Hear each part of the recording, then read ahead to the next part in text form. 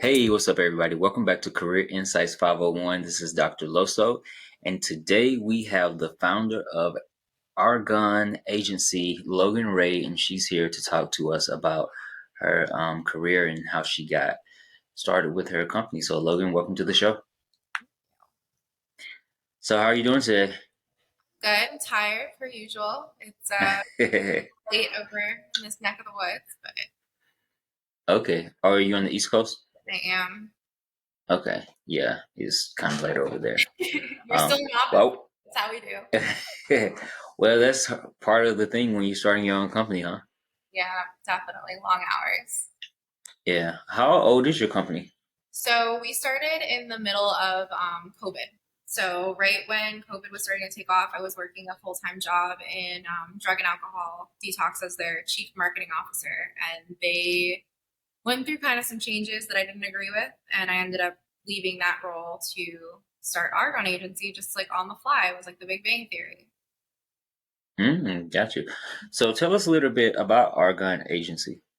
So we're a full service digital marketing agency. We do everything from websites to social media to search engine optimization, photography, videography, all types of campaigns, event support. Our main goal is to act as your CMO for your company and help you make the best decisions, both financially and with return in mind for your entire marketing campaign. Nice. And was there something similar to what you were doing at your job before you started your company? Kind of. I was more of an in-house CMO for the centers that I worked with. So now it's Okay. more like remote, but it's funny because I even still some of the clients that I have are like clients that I worked with when I was like 16, just, getting started. Mm. And CMO for all of us out there that don't know what that is. What is that? Marketing officer. Oh, okay. Yeah, you said I'm like so used to it that. that I'm just like throwing it around. I wonder how often I do that with clients. And they're like, okay. I thought it was some like internet thing like That's search SEO. engine. Yeah, Yeah, search engine SEO. optimization. Your CMO is more of like your person that's giving you the advice on what's going to be best for your company and your dollar best spent. Okay, So got you. they'll tell you whether or not like investing a ton into SEO is going to be good for your industry or if that's like a waste and you should put that money into like an ads campaign instead. Okay. So tell us a little bit about yourself. Who is Logan Rae? I mean, it sounds like it could be a celebrity name or something. Thank you. So this is my second startup. I started a company in 2015 called Bacon Boxes, nationalized in about 20 weeks of product conception while I was studying undergrad at FAU, Florida Atlantic University. I don't really like that's such a hard question. Who are you? Yeah. I mean, this days my entire personality and identity is work, but Hmm. I guess I'm like when it comes down to it, I'm 28. I have a 10-year-old son. I had him when I was like just about 17, 18. He's been my biggest inspiration through all of this and really building a foundation and becoming somebody that hopefully he's proud of. Um, I enjoy neuroscience. I enjoy plants. I enjoy the work that I do and the clients that I work with, which is the really cool part of my day to day and my job is being able to select what and who I work with, and then what kind of standards those companies hold, and then being able to see the magic happen. Hmm. Nice. I think you did a great job of explaining who you were. I actually hate that question, so It's a hard um, one. That's the first question. it is, yeah. But I feel like most people approach it from a job perspective, so I think you made it very well rounded and balanced with your answer because a lot of times people just talk about their career and not really, who they are. So, um, you talked about plants. Are you a plant mom as well? I am. So being again entrepreneurial, I'm like, okay, well, somebody has to have these babies wholesale. I get them imported quarterly from Thailand, and they're like the most beautiful plants that you will ever see, and they're for Okay. much more affordable rates than what I guess the internet has done recently to exotic Yeah. plants. I tried to get one of those little bonsai trees, and it didn't work out for me. I'm typically good with plants, but I don't know what happened with that. I think you have to like miss those or something. Yeah, I yeah. don't know, but it died. I got it from like the Japan Pavilion or whatever at Epcot when I was living in Orlando, but that didn't work out too well for me. Yeah. Um, so tell us a little bit more about your experience in college, or maybe going from high school to college. Did you have it all figured out when you were in high school, like what you wanted to go to college for? Or did you kind of like stumble into your major? So I had a bit of a weird start to all of that. I guess like right when I was starting high school, I switched households from living with my mom in Miami to living with my dad in Palm Beach County, Boca Raton area. It was a really hard adjustment. Hmm. I tend to fall outside of like the norm for kids, and a lot of the things that I experienced early on kind of put me in a position to grow up faster than the average person. So coming into a Hmm. new school in a new town where people, have resources, and a lot, the general population there had a lot more to give their children than like where I originally grew up. So different experiences, different lifestyle, different, style, different music, everything was different. Hmm. Came into that. I was miserable and like bullied a lot. My first semester of like high school, hated it so much that I like, kind of told my dad that it wasn't going to end well for, me at that point, and that, I was at the point I just like wanted to run away. I didn't even want to be there. Hmm. So he kind of encouraged me because he got into college early to see if that was something that was more suitable for me, or to figure out how to get my education confidently and comfortably, and kind of empower myself into that. So I went to an online private school for a little while, and then I took the CBT and ended up in college very early on. Graduated high school at 15, went to Cornell, thinking that I Oh, wanted to be a wow. veterinarian. Oh, nice.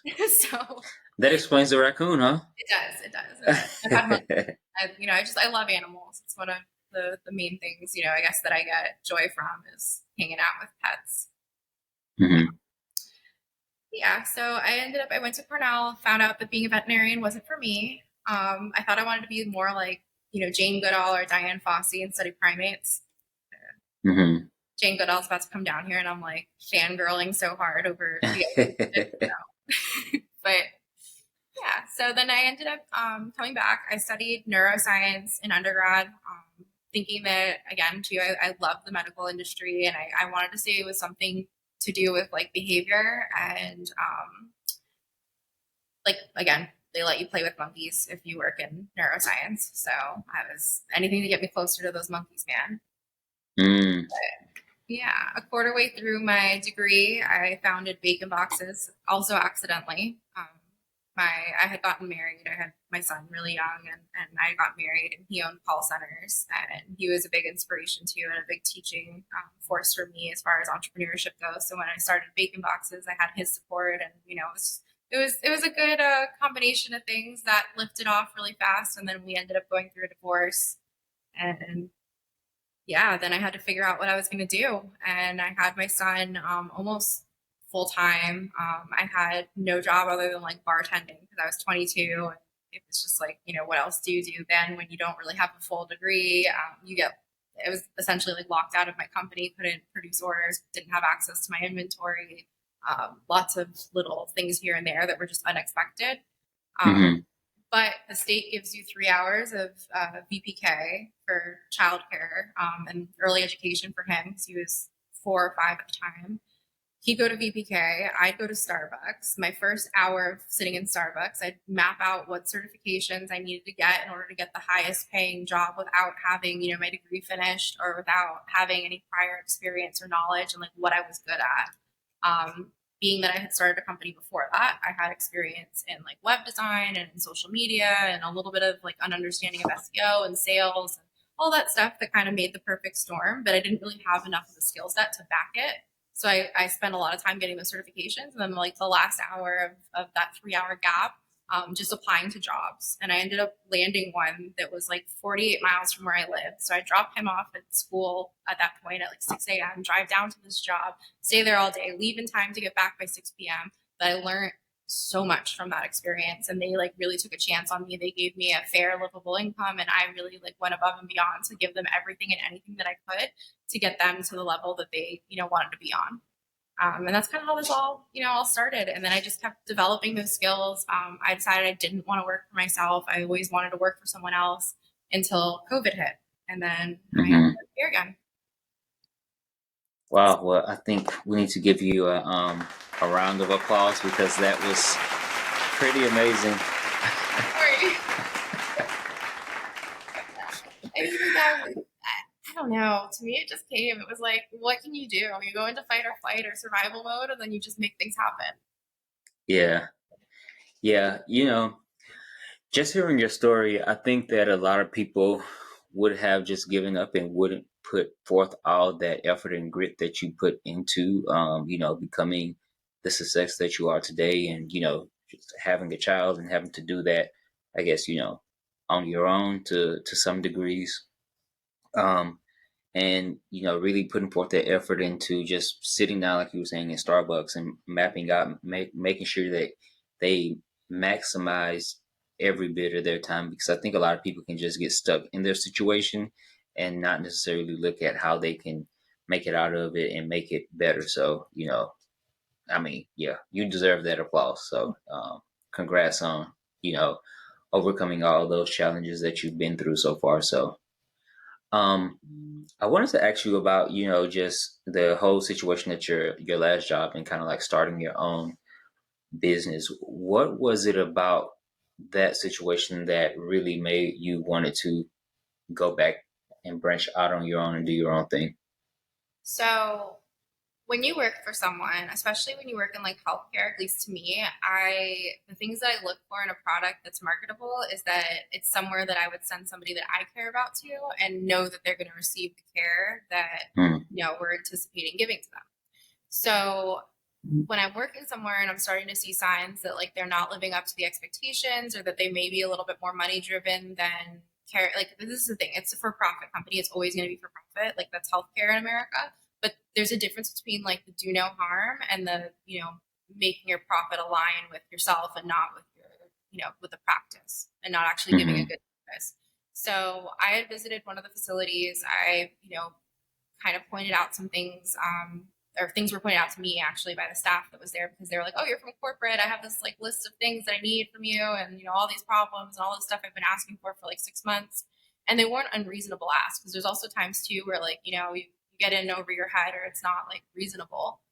But it wasn't unreasonable, and it was stuff that needed to be repaired and fixed in order to give the best service possible to the patients that literally are trusting us with their lives, and the mm-hmm, family members that are trusting us with their loved ones' lives. Um, so yeah, I kind of that all came to fruition, and then I wrote out a like operations plan and was like, hey, you either need to give me the budget and the time away from like my normal day to day job to like fix all this stuff and put something in place that we can emulate in the 8 other centers that they were running, or they need to hire a director of operations, because it's not marketable in that condition, and it's not somewhere that I felt aligned with me, like morally. So didn't matter that I was making a stupid salary for being someone who was as young as I was, or that I had a corner office that, had the horizon of the beach, through my massive glass windows. It's like none of that mattered. mm-hmm. And yeah, they kind of just like laughed at me and were like, little girl, stay in your lane. Like, this is what we hired Yeah. you to do. This is not what we hired you to do, which I understand. Like, I can get down with that. I get it. Like, that wasn't the intention. But the thing is like they hit a lot of things in the vetting process. Like, I would have never taken a job there if I had known that that was kind of how they did things. So Right. we agreed to disagree. I went on my own, and I had already had, like my past employers never stopped asking me for things, here and there. So they already became clients. Then I was getting constant referrals from people that I like fixed their website. They're like, hey, can you fix my friend's website too? Or, hey, I really like those photos that you edited. Can you edit these for me? Hey, the social media is blowing up. Can you, help me with mine? And it just became a thing. And it wasn't intentional. I think that's probably the one mistake that I made through all of this, was like having, I guess, customers and rendering services before I actually had a guideline or processes for, a product. So Mm-hmm. kind of just became a big like, okay, what are we doing today? Or like, what's going on here? Hoping that it aligned with, the people that I ended up hiring and we've had a lot of people like not work out or say that they have more skill set than they do, and then not being willing to like compensate for the areas that they were falling short. So now Mm, finally, like I have a really good team that's completely solid, but it took a while to get there. yeah, yeah. I, I think that's really commendable. And I don't know if it's my good fortune or good luck that I'm meeting such incredible people that, some that are stepping out to be more purpose driven and, seeing things that aren't right in corporate America or in these big, organizations and not, putting up with it and are willing to bring up these issues. Because I think a lot of times I find myself in this position a lot. I bring up stuff at work that isn't right and I end up getting in trouble because nobody else is saying anything about it. And so I have gotten, well, I was going to get fired off of one job, but I quit. I went on vacation and never came back from that job. And then the second job, I actually got fired because I just didn't give a fuck anymore. So I I do commend you for bringing those things up because a lot of people would be, especially young people, like you were pointing out, would get that crazy salary and be like, I don't care that I'm just going to get this money because everybody was after the bag for a while. I don't know if people are still chasing the bag like they were a I couple of years ago. do it to me, and then I'm holding space and trying to help them, coach them, and at the end of the day it's like, because that weighs on my own mental health and like how I feel about myself or my company when I like look at the whole situation, like, oh my god, like how did this person not work out? I'm paying them 65, 75 grand. I'm giving them unlimited commission opportunities. I'm giving them all this software and resources, and my time and energy hands on, one-on-one, which like I've never worked a job where like I had a boss like show me how to do things that were my job position. Like there's a difference Hmm. between training on like methods or software, things that are unique to the company, but like actually training me how to do my job, like never happened. Yeah, So yeah, in this day and age, it's like they want, $100,000, and then they no expect skills. that, and then it's like my fault. And so at the end of the day, I had to start asking myself, I'm like, okay, what could I have done differently other than hiring someone else? And Mm, if there's nothing, then like, yeah, yeah. it's definitely a learning experience, with that whole hiring process. Oh, hard. It's hard, and it weighs. It like really it weighs, especially when you care about people too. And you're like, why won't you work? Just work. Well, a lot of times we have other people's best interests in heart, and they don't have their own best interests at heart. So that kind of like takes me to another question. What would you say have been some of your challenges starting your own business this second time around, or just in general since you had two startups? So again, I think not having proper processes or an idea of like what it is, like a guideline, like what I'm selling, what I'm trying to do, or what the game plan is. I've always had mentors like ask me like, "What's your exit?" And it's like for me, when I get committed to a business, it's like I don't see the end. Like I'm not going anywhere. Like this is where I want to be. This is what I'm doing. I'm just starting. What do you mean exiting? But it's like that question is actually like meant for something else. It's more of like, what's the game plan? Like what's the end goal? Even if the end goal is like to make it a generational business or for it to be something that you build up and sell, the steps that need to be taken to get to either direction need to be mapped out and need to be planned. Hmm.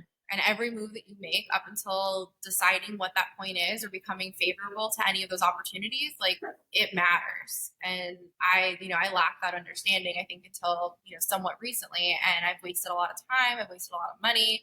Um, you know, I, I guess your mental and your emotional health is almost like a cup of water and you spill some out every here and there. And then all of a sudden you're losing your shit because it's empty. Yeah. Like you get to that point and then you look at it and you're like, okay, like what could I have done differently, or like how do I put the water back in the cup after you spill it out? And that's the part that I'm learning now. So going into like if I were to ever start another business or even this business here, it's like self-care is super important. um Hmm. Vetting team members and not jumping into things and not letting people just say yes, like making them show me first is another thing too. And then also like feeling okay with myself to demand that, because I always like it again, it gives that like imposter syndrome thing where I'm like, who am I to ask somebody to show me their worth if they're coming in here and telling me that they can do this? Like, why am I challenging it or judging it or whatever? Because I was like, I knew what mountains I was willing to climb for anyone that was willing to give me an opportunity. So I always put everyone else in that mindset. And it's like, Hmm. it don't work that way. It don't work that way. Yeah. So, but like learning that was hard, and then learning that and then being okay with that at the end too was really hard. Yeah.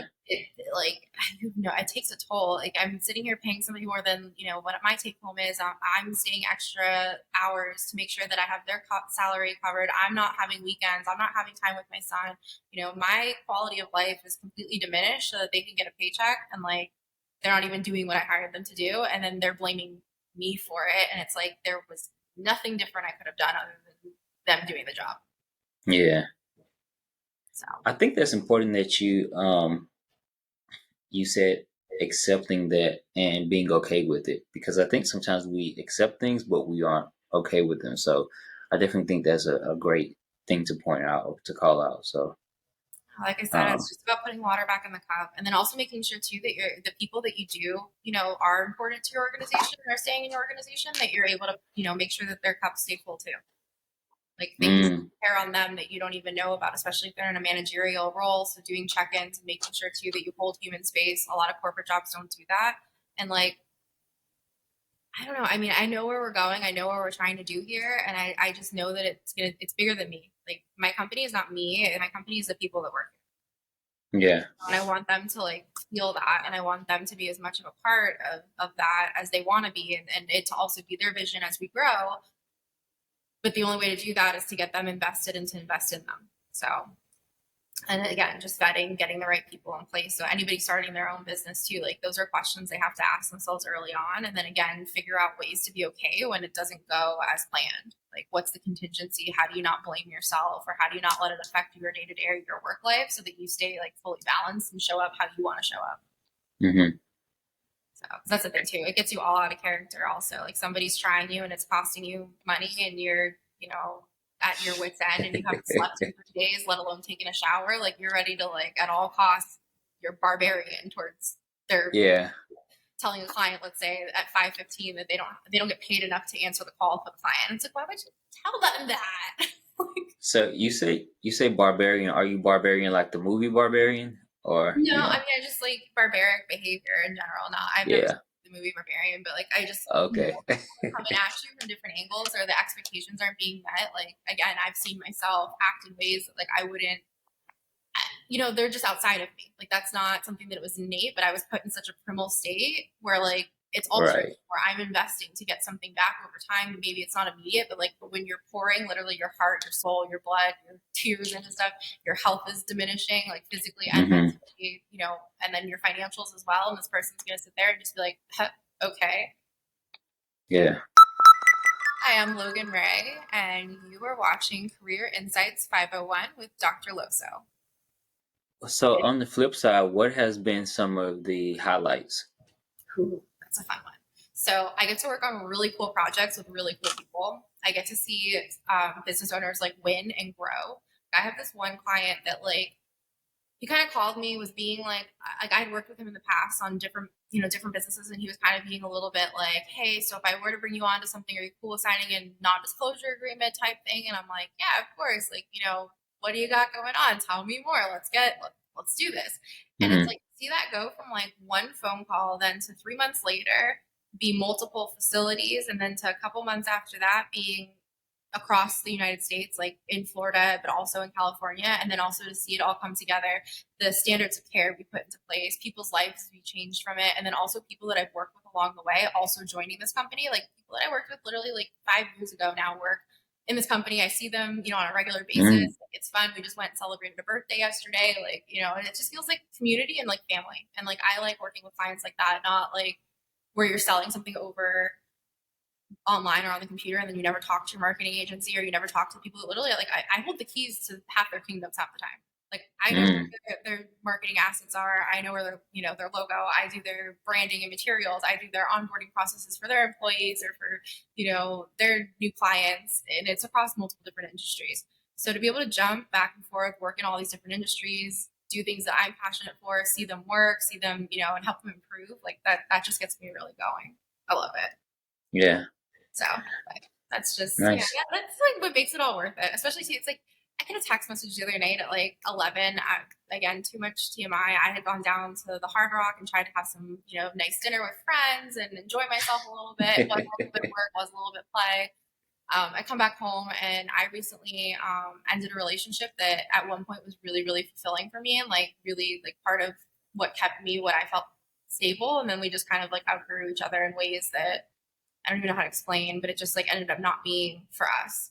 But it's Hmm. still, you still grieve that, you still cope that, and then like that person being your day to day in your life to your life like not looking like that or plans you had made aren't those plans anymore. Hmm. So I came home and I had just had like a really nice weekend. I started like, going into like almost like the grieving state. Like I'm about to go into an empty house. It's just gonna be me and the raccoon and like, this isn't what I like want. Like I don't like going to bed alone. Like, some of his stuff is still there and just like, like I don't want to look at it. But it was nice when I was distracted. So I'm sitting in my car thinking about all this stuff, kind of like crying, also crying because I'm just frustrated. Work is hard and I don't get a break when I want to. But then I have a Hmm. client that texts me again. It's their last thought before going to bed, 10:50, 11 o'clock at night. Hey, Logan, I just wanted to tell you, you're really good at your job. You're really good at what you do. I was just laying here thinking about that. And like that Nice. it sent me like full send over the edge, like full, bawling, just being like entirely grateful that in that moment somebody else was thinking about like how I'm impacting them when I'm like feeling really low. So Yeah. I don't know. It's just like that's rewarding to me. And then to know too Yeah. again that's done things for people. Like that company's Hmm. people's lives. So for somebody to like tell me that like I'm a big part of that, like that's all I want. Yeah. I think that's really important, to tell people things like that. Because I think that sometimes we get just everybody in general, like generally speaking, get so caught up into our work or our lives, and we don't really think about people like that, or just taking the time out to say nice little things like that. We do kudos at work every week in our weekly meetings, and I don't give kudos out every week because I feel like a lot of times they're just like crap kudos that they give, just like for I just like Save them so they're meaningful. you, huh? You gotta save them so they're meaningful. Exactly. It's like I don't want to give out a kudo every week because just because you posted this on the website, I mean, yeah, just part of your job. Like you all give me a kudo for logging in at 8 o'clock in the morning. Like that's a miracle right there in itself. Like give me a kudo for that. But exactly, they need to be meaningful. So I think that we become immune to them just because we have kudos on our little board of things to Yeah, go no, over in the meetings. so And before school. yeah, so it's just like, okay, I'll give you a kudo when you really did something where I think, it needs to be given. But back to my point, that little compliment can really take somebody, like it could like just give them like send their like battery like 1,000%, like really, send them up there and give them that energy that they need to go on for another 2, 3, weeks or months or whatever before they might start feeling the pressures of work again or life or whatever. Because if somebody's sending you that to tell you that you're great at your job at midnight, you got to be pretty damn good at your job for somebody to just text you just to tell you that. So that's pretty dope. But I think we should do that more often, but not because it's on a meeting board. Um, Just again when it's deserved 100%. But I always again like I don't know my level of dedication to things like that's not what I'm looking for. But when I get it, I'm like it is so like important and meaningful to me, and it's yeah, like that's better than like if you were to hand me 5 grand. Honestly, like that. yeah, That compliment there was just it's like okay, I made it. I did all the hard work. I had all the long nights, and somebody's recognizing that like hmm, I'm in it. yeah, So I don't know. For me, it's like that was it. yeah. Yeah. Um, excuse me. So what, I guess, advice would you give someone who's out there trying to start their own business? I know you touched upon a lot of different things, just like what you've learned. So the Um, most important thing is to always maintain your integrity. mm, Be who you are through it all, even if it's ugly and messy on some days. Like if you are authentic and you are coming from the heart in all ways, shape, or form, and you are doing everything out of pure passion, it will come back tenfold to you. So, things sometimes people start businesses for money. It's like the money will come when you put you in it. So are they, and think out your steps. Like I think that's one of the only mistakes again that I really made was like running a little bit too fast and just, again, but I trusted the universe and so far it's worked out. I've learned a lot of lessons, like, and I, now would do things differently, but like the only thing that was lost was a little bit of time and a little bit of money. Hmm. So it's like in the long run of things, it's like the knowledge that I gained, and now also too focusing on my health. Like that's one of the only other things too. It's like focus on your health. Like don't let yourself slack enough to where you don't recognize yourself. Because 2 years into this, like I started looking in the mirror a couple months ago and I'm like, who the hell? Those questions back. Who the hell am I? I don't recognize my face. My skin is, not. You can tell like I was not caring for myself, and it wasn't Hmm. because I didn't want to. It was just like I was too busy and too engulfed and felt too much pressure from everything outside of me. But the thing is if I didn't start taking care of myself, this would be done. Like it would be over. Like I, wouldn't have sustained anything if I didn't take a step back and say, hey, okay, what do I have to do for me today? Even if it's just one small thing that's going to help me go 10 feet forward or be a better Hmm. person to the person next to me, and then holding them to in the same regard. Like I see if somebody on my team is struggling, it's like, all right, do you need to take a day, or how can I help you? What can we do to alleviate? Do you need a change of duty temporarily, or like how do we need a pizza party even? Like how can we make what's happening right now a little bit less stressful and a little bit more worth it and enjoyable? Hmm. So What would you say are some things that you do for self care? So I just started back in the gym because that's something I think that keeps you really balanced. Again, too, we have a lot of really cool clients that offer a lot of really cool services. So sometimes it's getting a facial from a client, obviously paying for it and whatnot because you want to support. But I just had the pleasure. I have a brand new client that offers ketamine treatment, and I went and What type that's of treatment? ketamine. What is that? So ketamine is a psychedelic or a hallucinogen that's Oh. yeah, it's an interesting process, but it's from a licensed therapist that walks you through the whole process and kind of like it helped me a lot to kind of connect again with my true purpose, who I am, where I'm trying to go, what's been happening that's holding me back, and like really get to the next level of breakthrough. And it's a process. It's not like you do it one time and you're done and that was, you're enlightened now and everything's better. But it helps you to swallow the in between and really digest what's like how can you change what's around you in a comfortable way. Hmm. So when you run too fast or you don't take in everything that's going on, you don't always see how you're creating some of the problems that you're facing and what little steps you can do that are different. So that was a big thing. And then being able to talk to her about it too. Like I love that I built my career on being entirely transparent. Like my Mm. clients, and I show up how I am, and that's what they expect from me. So if something's not going to work, or if I think something's going to work and it doesn't work, I tell them and I make up for it. And it's all about the makeup too. It happens very, very rarely, but sometimes we overshoot, or sometimes, like, if it's something that's new to us, it is what it is. If I'm having a bad day, like, I have no problem telling them, like, hey, I need to place a boundary in place, but making sure, too, that somebody else on my team is available to them in the way that they deserve to, be taken care of.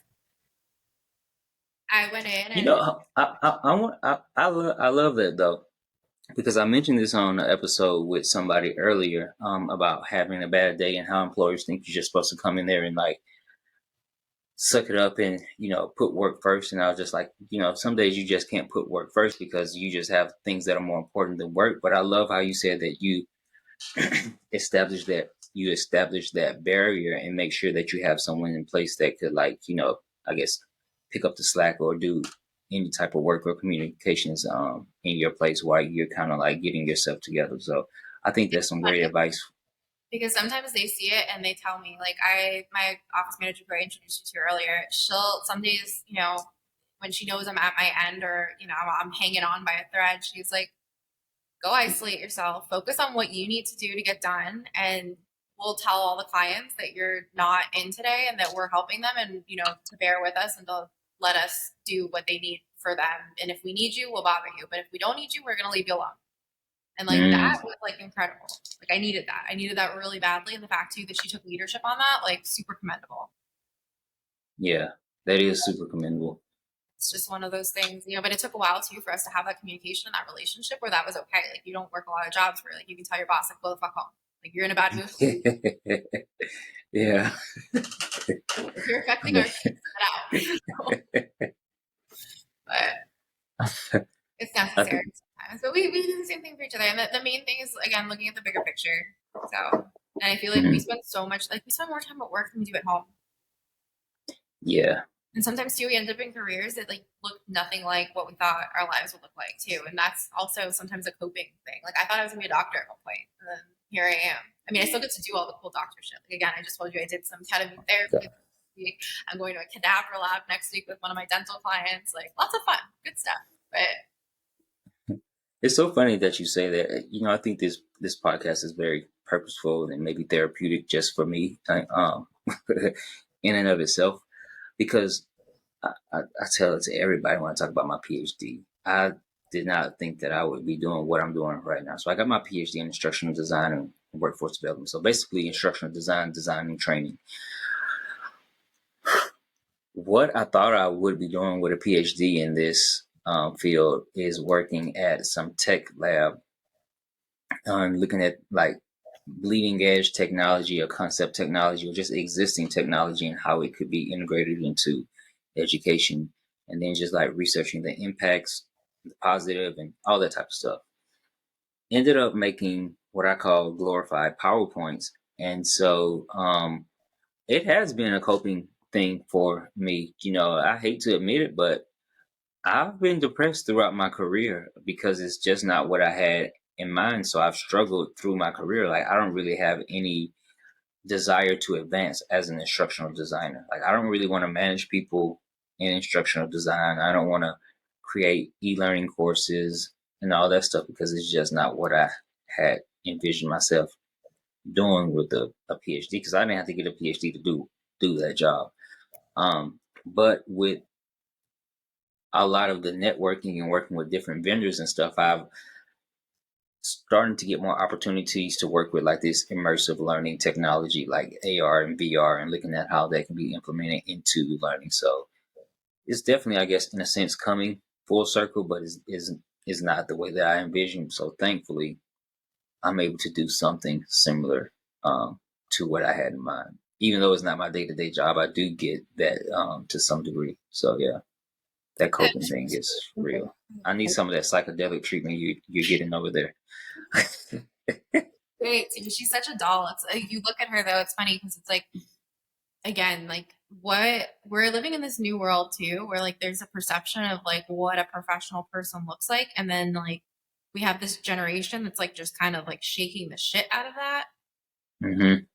It's like not gonna lie, I'm a therapist. I'm not into girls, but like she's hot. Like she's just like I'm gonna give her credit where credit's due. It's like if Barbie was your therapist, this would be Barbie. So Yeah.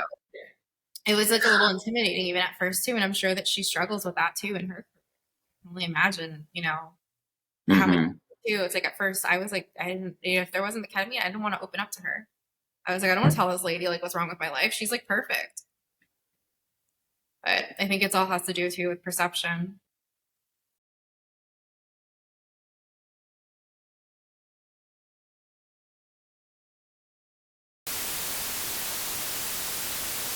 So you were saying that it was intimidating for her. You could Well, imagine that it was. for me, like I didn't want to, Oh. and I'm very rarely like intimidated, but I'm like, there's this, gorgeous lady that is essentially giving me therapy. I didn't want to tell her about like, what's going on with me or how messy like, my personal life was at the moment. But and I'm sure she Mhm. probably gets it a lot. It's like imagine going to your therapist and like looking at her and being like, oh my god, it's like the cover of a Playboy magazine almost. It's like, but at the same time, it's like I also too. Well, it was a learning experience for me. I'm like, am I discounting her? I was like, how many people too look at me and don't think that I'm capable of what I'm capable of, and that in itself is fun experience. Yeah. Cause so my thing, I hate suits. I'm just like made up. So I feel like I'm made up like Mr. Fantastic. Like my torso is like the torso of a person that's like 5'7" or 5'8", and my arms and legs are like the length of somebody who's like 6'2". So I'm just like terribly made up. So like suits don't really fit me because the jacket seems like they're like halfway down my legs or some crap. I just look terrible. But I'm just not really into the whole stuffiness of like the corporate America dress culture. And so I'm thankful now that I work from home, so I don't really have to wear that. It's just like I was on the couch one day and I had my leg up like this, and I had on like some some gym shorts, and you could just see my thigh meat. So I was like, oh shit, they probably think I'm like on one of these videos where I don't have on any like pants. So I had to hurry up and put my leg down.